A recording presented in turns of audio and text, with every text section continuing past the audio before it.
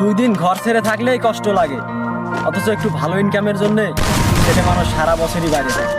দেখবেন সে ফোন আলাপে বরাবরই হাসে। যদি জিজ্ঞেস করেন হাসো কেন, তার উত্তর কাদার কি আর বয়স আছে। আসলে আমরা ছেলে মানুষটাই এরকম, যত কষ্টই হোক না কেন আমরা সহ্য করতে পারি। এজন্যই হয়তো বেঁচে থেকেও বারবার মরতে পারি। গবরে পদ্ম ফুল, এই গল্পটা কেবল মেয়েদের ক্ষেত্রেই মানায়।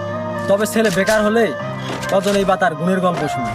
ছেলে মানুষের ইনকাম না থাকলে গুণ কম, দোষটাই বেশি। আমরা ছেলে মানুষ জানা, আমরা কাটার বাগানে গেলাম। মৃত্যু আসবে, তারপরে অপেক্ষার প্রহর শেষ হবে না বলেই মনে হয়। আমাদের ছেলেদের পুরো জীবনটাই কাটে একটা ভালো দিনের অপেক্ষায়।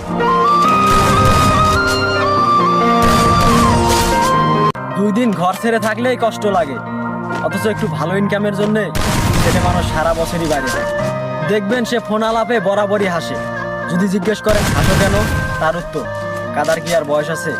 আসলে আমরা ছেলে মানুষটাই এরকম, যত কষ্টই হোক না কেন আমরা সহ্য করতে পারি। এজন্যই হয়তো বেঁচে থেকেও বারবার মরতে পারি।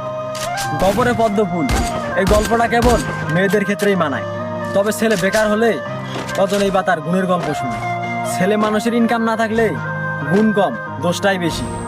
আমরা ছেলে মানুষ জানা, আমরা কাটার বাগানে গেলাম। মৃত্যু আসবে, তারপরে অপেক্ষার প্রহর শেষ হবে না বলেই মনে হয়। আমাদের ছেলেদের পুরো জীবনটাই কাটে একটা ভালো দিনের অপেক্ষায়।